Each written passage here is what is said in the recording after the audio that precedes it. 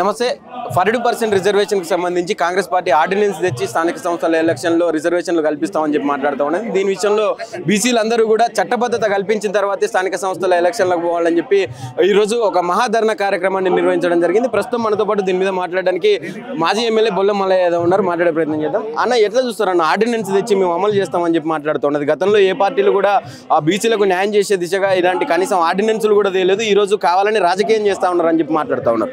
న్యాయ నిపుణులు చెప్తా ఉన్నారు, నాలుక గీసుకోవటానికి కూడా పనికిరాదు ఆర్డినెన్స్ అని.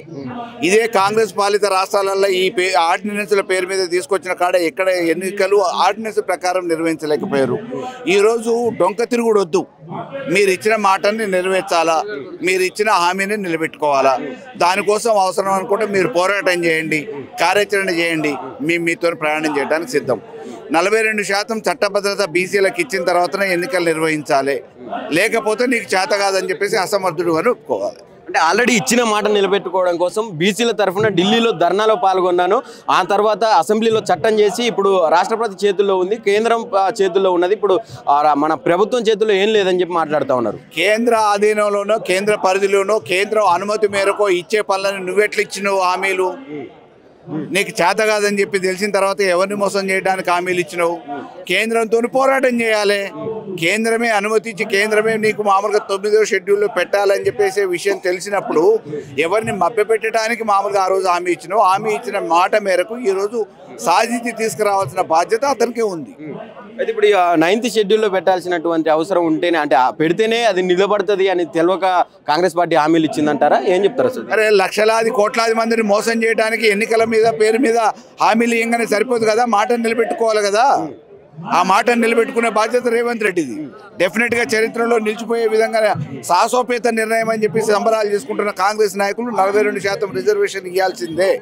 అంటే ఇదే బీసీ రిజర్వేషన్ గురించి ప్రధానంగా కొట్లాడినటువంటి కొంతమంది బీసీ నాయకులు కూడా ఆ ఆర్డినెన్స్ని స్వాగతిస్తూ హర్షం వ్యక్తం చేస్తూ ఉన్న పరిస్థితి చూసినాం. అంటే రేవంత్ రెడ్డి గారిని కలిసి దానికి ఏం చెప్తారండి? ఇప్పుడు రాజకీయాలలో అధికార ఒత్తిడికి గురై కొంతమంది దళారులు ఉంటారండి. ఆ దళారుల గురించి కాదు కదా, ఈ సామాన్యులకి న్యాయం ఏ రకంగా జరగాలనేది అవసరం. తాకట్టు పెట్టేటోళ్ళు కొంతమంది అన్నిట్లలో ఉంటారు, తలమాస్టర్లు ఉంటారు. వాటి గురించి పెద్ద సంబంధం లేదు. ఆర్డినెన్స్ తెస్తావా, తీర్మానం చేస్తావా, చట్టం తెస్తావా? 42% ప్రకారం చట్టభద్రత ఇచ్చి రిజర్వేషన్లు కల్పించి బీసీలకి అవకాశం ఇచ్చి పోటీ చేపియాలా, ఎన్నికలు నిర్వహించాలి.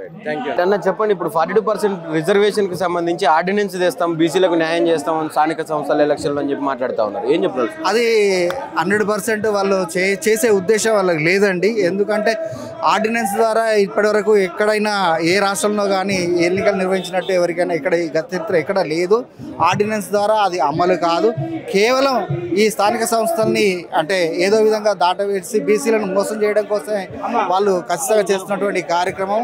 ఇది ఖచ్చితంగా బీసీలందరూ ఒక వేదిక మీద ఇక్కడ ఏర్పాటు చేసుకొని ఒక ఐక్యంగా ఇక్కడికి వచ్చేసి ఏదైతే ప్రభుత్వం మోసం చేయాలని చూస్తుందో దాన్ని ఎండగట్టడానికి కోసమే ఇక్కడికి వచ్చాము.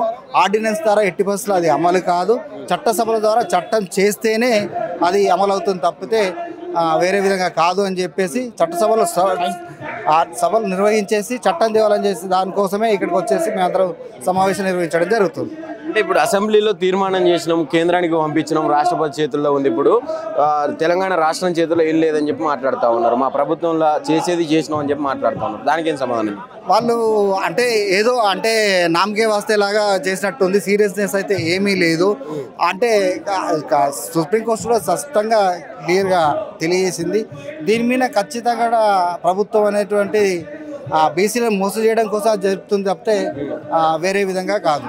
అంటే బీసీలలో కూడా కీలకంగా 42% రిజర్వేషన్ గురించి కొట్లాడిన వాళ్ళు ఇప్పుడు రేవంత్ రెడ్డి ఆర్డినెన్స్ వేయగానే హర్షిస్తూ ఉన్నారు, స్వాగతిస్తూ ఉన్నారు ఆర్డినెన్స్ను కూడా. ఏం చెప్తారు? అది వాళ్ళ యొక్క అంటే వాళ్ళ పార్టీని వాళ్ళ ప్రభుత్వాన్ని వెనకేసుకు రావడం తప్పితే నిజానికి వాళ్ళకు కూడా తెలుసు ఇది అమలు కాదు. అది ఆ విధంగా చేస్తే రిజర్వేషన్ ఎట్టి పరిస్థితుల్లో చట్టబద్ధంగా ఈవెన్ ప్రభుత్వం సుప్రీంకోర్టు గవర్నమెంట్లో అమలు కాదు. ప్లస్ కోర్టులు కూడా దాన్ని ఒప్పుకోవని వాళ్ళకి తెలుసు. కానీ ఇలా ఆర్డినెన్స్లు తెచ్చి ఎలక్షన్స్ పెట్టడం కావచ్చు, అంటే కొట్టుడు పోయినవి ఏమైనా ఉన్నాయా ఇంకా ఈ మన తెలంగాణ రాష్ట్రంలో? నాకు తెలిసినంత వరకు అయితే ఏ రాష్ట్రంలో ఆర్డినెన్స్ ద్వారా అంటే రిజర్వేషన్ అమలైనట్టు అయితే నాకున్న వరకు అనుభవం వరకు అయితే ఎక్కడ లేదు. అది అమలు కాదు కూడా. ఆ 40% అదే అమలు కాదు. ఖచ్చితంగా కేంద్రంలో కానీ ఈ కాంగ్రెస్ ప్రభుత్వము చట్టం చేస్తేనే ఈ 40% అనేది అమలు అవుతుంది. రేవంత్ రెడ్డి గారు గతంలో ఏ పార్టీలు కూడా అసలు కనీసం ఆర్డినెన్స్ తేవడానికి కూడా ముందరికి రాలేదు. ఇప్పుడు బీసీలకు న్యాయం చేసే దిశగా అడుగులు వేస్తూ ఉన్నది కాంగ్రెస్ పార్టీ. దీన్ని కేవలం అడ్డుకునే ప్రయత్నంలో భాగంగానే రాజకీయం చేస్తూ ఉన్నారు మిగతా వాళ్ళందరూ కూడా అని చెప్పి మాట్లాడుతూ ఉన్నారు. ఏం చెప్పదు? దానికోసము యాక్చువల్గా అఖిలపక్ష సమావేశం అట్లాంటివి నిర్వహించేసి మొత్తం అన్ని పార్టీల సలహాలు తీసేసుకొని అక్కడికి వెళ్ళి సీరియస్నెస్గా దీన్ని ముందు తీసుకెళ్ళేసి అమలు చేయాలని తప్ప ఏదో ఈ స్థానిక సంస్థల ఎలక్షన్స్ మోసం చేయడం కోసమే వాళ్ళు ఈ కల్లిబుల్లి కబుర్లు చెప్తున్నారు ముఖ్యమంత్రి రేవంత్ రెడ్డి గారు. పడే అవకాశం ఉందా స్థానిక సంస్థల్లో బీసీల నుంచి కాంగ్రెస్ పార్టీకి? తప్పకుండా 100% ఈసారి స్థానిక సంస్థల్లో ఖచ్చితంగా ఘోరంగా కాంగ్రెస్ పార్టీ పరాజయం చెందుతుంది. అంతే. Thank you.